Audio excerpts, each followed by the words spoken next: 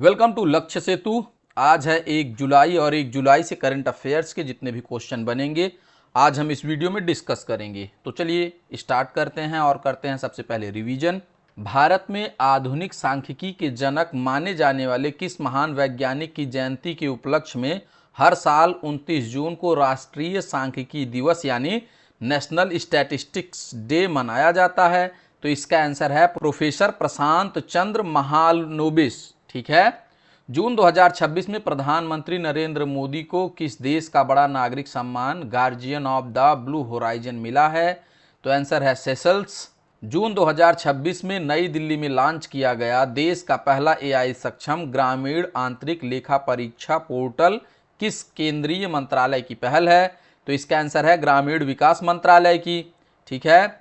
जून 2026 में बच्चों और गर्भवती माताओं के स्वास्थ्य, पोषण और शिक्षा की डिजिटल निगरानी के लिए पीएम फैमिली केयर ट्रैकर और हेल्थ पासपोर्ट को एक पायलट प्रोजेक्ट के रूप में कहां लॉन्च किया गया है? तो गांधीनगर, गुजरात में लॉन्च किया गया है।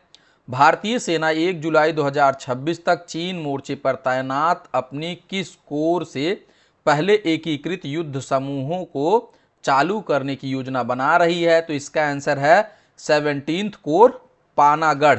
ठीक है। जून 2026 में हरियाणा और राजस्थान ने किस वर्ष के ऊपरी यमुना नदी बोर्ड समझौते को लागू करने के लिए नए समझौता ज्ञापन पर हस्ताक्षर किया है? तो आंसर है 1994। हाल ही में रिकॉर्ड 61 यूनेस्को विश्व धरोहर स्थलों के साथ दुनिया में सबसे अधिक धरोहर स्थलों वाला देश कौन सा बन गया है? तो इसका आंसर है इटली। जून 2026 में अमेरिका की मध्यस्थता से इजराइल और लेबनान के बीच सीमा पर तनाव कम करने और शांति के लिए किस ऐतिहासिक समझौते पर हस्ताक्षर किए गए हैं? तो इसका आंसर है त्रिपक्षीय ढांचागत समझौता। जून 2026 में भुवनेश्वर में आयोजित राष्ट्रीय एथलेटिक्स चैंपियनशिप में केरल की एनसी सोजन ने महिला की लंबी कूद में 6.88 मीटर की छलांग लगाकर किसका 22 साल पुराना राष्ट्रीय रिकॉर्ड तोड़ा है? तो आंसर है अंजू बॉबी जॉर्ज जी का। हाल ही में किस राज्य में बैक्टीरियम नेटाजी नामक एक नई जीवाणु प्रजाति की खोज की गई है? तो आंसर है पश्चिम बंगाल। यूक्लिड अंतरिक्ष दूरबीन को किस अंतरिक्ष एजेंसी ने लॉन्च किया था? तो आंसर है यूरोपीय अंतरिक्ष एजेंसी ने इसे लॉन्च किया था। ये तो है कल का रिवीजन। अगर वीडियो आप लोगों को अच्छी लग रही हो तो वीडियो को लाइक, शेयर और चैनल को सब्सक्राइब जरूर करें। चलिए आगे बढ़ते हैं और देखते हैं आज का सबसे पहला क्वेश्चन। हर साल 30 जून को अंतर्राष्ट्रीय क्षुद्रग्रह दिवस मनाया जाता है। यह दिन 1908 में हुई किस सबसे बड़ी अंतरिक्ष चट्टान की टक्कर की याद में मनाते हैं? इसका आंसर है तुंगुत्सा घटना। संयुक्त राष्ट्र महासभा ने साल 2016 में इस दिवस की स्थापना की थी। इसका उद्देश्य पृथ्वी को अंतरिक्ष की भटकती चट्टानों यानी क्षुद्र ग्रहों से होने वाले खतरों के प्रति लोगों को जागरूक करना है। तुंगुत्सा घटना क्या है? तो 30 जून 1908 को रूस के साइबेरिया में एक बड़ा क्षुद्र ग्रह हवा में फटा था जिससे 2000 वर्ग किलोमीटर का जंगल तबाह हो गया था। यह इतिहास का सबसे बड़ा धमाका माना जाता है। ठीक है, यही है तुंगुत्सा घटना। साल 2026 की थीम क्या है?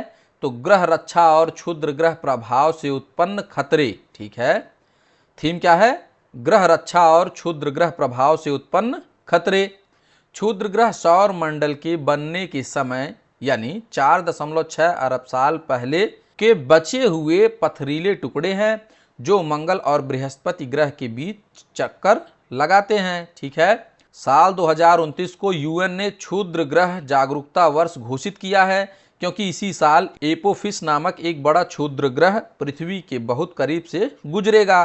ठीक है, इसका एक अनुमान है। तो नेक्स्ट क्वेश्चन है, हाल ही में स्वास्थ्य मंत्री जगत प्रकाश नड्डा द्वारा शुरू किया गया समग्र शिशु बाल स्वास्थ्य कार्यक्रम जन्म से लेकर कितने महीने तक के बच्चों की व्यापक देखभाल के लिए एक एकीकृत डिजिटल ढांचा प्रदान करता है? तो इसका आंसर है 36 महीना यानी 3 वर्ष तक। ठीक है, समग्र शिशु बाल स्वास्थ्य कार्यक्रम बच्चों की देखरेख के लिए पहले 3 साल संपूर्ण देखभाल के विजन पर आधारित एक राष्ट्रीय बाल स्वास्थ्य योजना है। यह पुरानी HBNC और HBYC योजनाओं को आपस में जोड़ती है। HBNC का मतलब है होम बेस्ड न्यूबॉर्न केयर, ठीक है, और HBYC का मतलब है home based care for young child, ठीक है। ये छोटे बच्चों के लिए है, ये बड़े बच्चों के लिए है। कम वजन समय से पहले जन्मे या कुपोषित बच्चों को जोखिम में मानकर उन्हें एक्स्ट्रा होम विजिट यानी घर पर जाकर जांच की सुविधा दी जाएगी। जोखिम वाले नवजात शिशुओं को पहले 42 दिनों में अधिकतम 9 बार और 36 महीनों तक 8 अतिरिक्त होम विजिट मिलेंगे, ठीक है। इसके तहत आशा, ANM और CHO, ANM का मतलब है ऑक्सिलरी नर्स मिडवाइफ और CHO का मतलब है कम्युनिटी हेल्थ ऑफिसर और आंगनवाड़ी कार्यकर्ता मिलकर काम करेंगे। आयुष्मान आरोग्य मंदिरों में इसके लिए मासिक शिशु शिविर भी लगेंगे, ठीक है। इस कार्यक्रम में पहली बार प्रसव के बाद मां के मानसिक स्वास्थ्य की जांच को भी जोड़ा गया है। साथ ही बच्चों में स्क्रीन टाइम यानी मोबाइल या टीवी को देखने का जो समय होता है उसी को स्क्रीन टाइम कहते हैं, उसको कम करने की सलाह दी जाएगी। बच्चों के हेल्थ रिकॉर्ड को ट्रैक करने के लिए यूविन और पोषण ट्रैक जैसे पोर्टल के साथ आभा और बाल आभा ID का उपयोग किया जाएगा। अब आभा का मतलब क्या है, तो आयुष्मान भारत हेल्थ अकाउंट, ठीक है, आयुष्मान भारत हेल्थ अकाउंट। तो नेक्स्ट क्वेश्चन है, जून 2026 में नई दिल्ली में जारी रिपोर्ट राज्यों और केंद्र शासित प्रदेशों में ग्राम सभा में कम भागीदारी को किस संस्थान ने पंचायती राज मंत्रालय के लिए तैयार किया है, तो इसका आंसर है राष्ट्रीय ग्रामीण विकास एवं पंचायती राज संस्थान ने इसे तैयार किया है। ग्राम सभाओं में लोगों की कम मौजूदगी के कारणों को समझने के लिए 30 जून 2026 को यह रिपोर्ट जारी की गई है। इसमें 26 राज्यों केंद्र शासित प्रदेशों की लगभग 400 ग्राम पंचायतों और 7,790 लोगों पर सर्वे किया गया है। ग्राम सभा का जिक्र संविधान के अनुच्छेद 243A में है, जिसे 73वें संवैधानिक संशोधन 1992 के तहत जोड़ा गया था। गांव का हर वह व्यक्ति जिसका नाम वोटर लिस्ट में है वो ग्राम सभा का सदस्य होता है। रिपोर्ट में महिलाओं के नेतृत्व वाली पंचायतों और पेशा यानी पंचायतों के अनुसूचित क्षेत्रों में विस्तार अधिनियम 1996 वाले इलाकों की भागीदारी का खास तौर पर विश्लेषण किया गया है। रिपोर्ट के मुताबिक गांवों में कम भागीदारी की मुख्य वजह जागरूकता की कमी, खराब सूचना तंत्र, बुनियादी ढांचे यानी इंफ्रास्ट्रक्चर की कमी और संस्थागत जवाबदेही न होना है, ठीक है। तो नेक्स्ट क्वेश्चन है, जून 2026 में भारत ने किस देश के साथ जल संसाधन प्रबंधन और दीर्घकालिक जल सुरक्षा में सहयोग के लिए एक महत्वपूर्ण समझौते यानी MOU पर हस्ताक्षर किए हैं, तो इसका आंसर है सऊदी अरब। सऊदी अरब के साथ जो है MOU हस्ताक्षर किया गया है। यह समझौता 29 जून 2026 को सऊदी अरब के लाल सागर तट पर स्थित प्रमुख बंदरगाह शहर जेद्दा में, कहाँ पे, जेद्दा में आयोजित पहले सऊदी जल सप्ताह सम्मेलन के दौरान हुआ, ठीक है। भारत की तरफ से सऊदी अरब में भारतीय राजदूत डॉक्टर सुहेल खान और सऊदी अरब के पर्यावरण, जल और कृषि मंत्री इंजीनियर अब्दुल रहमान द्वारा अब्दुल मोहसेन अल फदले ने इस पर हस्ताक्षर किए। इस दौरान जेद्दा में भारत के महावाणिज्य दूत फहद सूरी भी मौजूद थे, ठीक है। इसका मुख्य लक्ष्य जल संसाधन नियोजन, सतत जल प्रबंधन, सिंचाई प्रणालियों में सुधार, जल उपयोग दक्षता और दोनों देशों के बीच सर्वोत्तम प्रथाओं का आदान प्रदान करना है। रियाद स्थित भारतीय दूतावास के अनुसार यह कदम भारत सऊदी अरब रणनीतिक साझेदारी को मजबूत करेगा और शुष्क क्षेत्रों में भविष्य की जल सुरक्षा को सुनिश्चित करेगा, ठीक है। तो नेक्स्ट क्वेश्चन है, 27 जून 2026 को स्विट्जरलैंड के ल्यूसर्न में आयोजित विश्व रोइंग कप यानी वर्ल्ड रोइंग कप के तीसरे चरण में भारत के लिए पहला ऐतिहासिक स्वर्ण पदक किसने जीता, तो इसका आंसर है हवलदार लक्ष्य और उज्जवल कुमार सिंह ने। भारतीय सेना के हवलदार लक्ष्य और उज्जवल कुमार सिंह ने लाइट वेट पुरुषों की डबल स्कल्स यानी LM2X स्पर्धा में 6 मिनट 26.9 सेकंड का समय लेकर भारत को इस प्रतियोगिता का पहला गोल्ड मेडल दिलाया। यह फैसला फोटो फिनिश के जरिए हुआ, जिसमें हांगकांग को रजत और नीदरलैंड को कांस्य पदक मिला। दोनों विजेता खिलाड़ी भारतीय सेना के सेवारत सदस्य हैं और पुणे स्थित आर्मी रोइंग नोड में प्रशिक्षण लेते हैं। इस प्रतियोगिता में गए 18 सदस्यीय भारतीय दल में से 17 सेना से और एक नौसेना से थे। ठीक है। खेल का आयोजन स्विट्जरलैंड के ल्यूसर्न शहर में हुआ। इस वार्षिक प्रतियोगिता का आयोजन वर्ल्ड रोइंग संस्था द्वारा किया जाता है। वीजा मिलने में देरी के कारण भारतीय टीम दूसरे विश्व कप में भाग नहीं ले पाई। रोइंग यानी नौकायान में स्किलिंग स्पर्धा के तहत प्रत्येक नाविक 2 चप्पू का उपयोग करते हैं। भारत ने रोइंग में अपना पहला ओलंपिक पदक साल 2012 के लंदन ओलंपिक डबल्स स्कल्स स्पर्धा में जीता था। तो नेक्स्ट क्वेश्चन है, जून 2026 में राष्ट्रपति भवन में आयोजित रक्षा अलंकरण समारोह 2026, जिसका जो है दूसरा चरण चल रहा है, उसमें ऑपरेशन सिंदूर में महत्वपूर्ण भूमिका के लिए किसे सर्वोत्तम युवा सेवा पदक से सम्मानित किया गया है? तो इसका आंसर है लेफ्टिनेंट जनरल राजीव घई और एयर मार्शल अवधेश कुमार भारती जी को जो है सर्वोत्तम युवा सेवा पदक दिया गया है। राष्ट्रपति द्रौपदी मुर्मू ने 29 और 30 जून 2026 को नई दिल्ली स्थित राष्ट्रपति भवन में सशस्त्र बलों और भारतीय तटरक्षक बलों के कर्मियों को कुल 105 विशिष्ट सेवा अलंकरण प्रदान किए। इसमें 7 सर्वोत्तम युद्ध सेवा पदक, 30 परम विशिष्ट सेवा पदक, 12 उत्तम युद्ध सेवा पदक और 56 अति विशिष्ट सेवा पदक शामिल थे। ऑपरेशन सिंदूर के लिए लेफ्टिनेंट जनरल राजीव घई और एयर मार्शल अवधेश कुमार भारती को सर्वोत्तम युद्ध सेवा, जो युद्ध या संघर्ष के दौरान असाधारण सेवा के लिए मिलता है, दिया गया है। इनके अलावा नामित वायुसेना उप प्रमुख एयर मार्शल आशुतोष दीक्षित को परम विशिष्ट सेवा पदक और नामित सेना प्रमुख लेफ्टिनेंट जनरल धीरज सेठ को उत्तम युद्ध सेवा पदक से सम्मानित किया गया। ठीक है। व्हाइट टाइगर बख्तरबंद डिवीजन के general office commanding major general Mandeep Singh को कर्तव्य के प्रति समर्पण के लिए सेना पदक मिला। इस समारोह में उपराष्ट्रपति सीपी राधाकृष्णन और केंद्रीय रक्षा मंत्री राजनाथ सिंह भी उपस्थित थे। भारतीय तटरक्षक बल यानी आईसीजी रक्षा मंत्रालय के अधीन काम करने वाला एक समुद्री सुरक्षा बल है। ठीक है। तो नेक्स्ट क्वेश्चन है, 29 जून को रक्षा मंत्री राजनाथ सिंह ने नई दिल्ली में रक्षा अनुसंधान एवं विकास संगठन यानी डीआरडीओ के लिए वित्तीय शक्तियों के प्रत्यायोजन से संबंधित किस नए ढांचे यानी दस्तावेज को जारी किया है? तो इसका आंसर है डीएफपी 2026।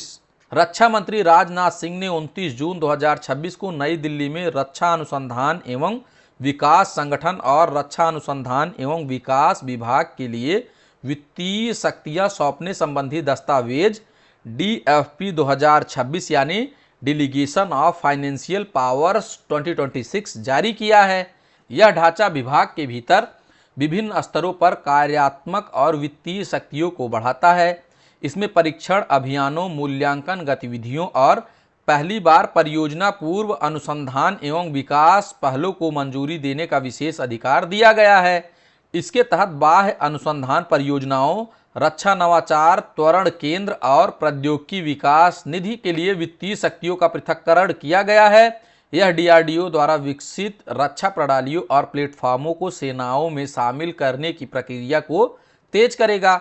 इस विमोचन समारोह में रक्षा प्रमुख सीडीएस जनरल एनएस राजा सुब्रमणी और रक्षा सचिव व डीआरडीओ अध्यक्ष राजेश कुमार सिंह सहित रक्षा मंत्रालय के कई वरिष्ठ अधिकारी उपस्थित थे। ठीक है। तो यहाँ पर जानने योग्य बात क्या है कि रक्षा प्रमुख जो हैं सीडीएस कौन है? तो एनएस राजा सुब्रमणी हैं। ठीक है। और रक्षा सचिव और डीआरडीओ के अध्यक्ष कौन हैं? राजेश कुमार सिंह जी हैं। ठीक है। नेक्स्ट क्वेश्चन है, हाल ही में 29 जून 2026 को सीमा सड़क संगठन बीआरओ की किस रणनीतिक परियोजना ने अरुणाचल प्रदेश के राजघाट में अपने गठन के 16 वर्ष पूरे होने पर स्थापना दिवस मनाया है? तो इसका आंसर है परियोजना ब्रह्मांक यानी प्रोजेक्ट ब्रह्मांक।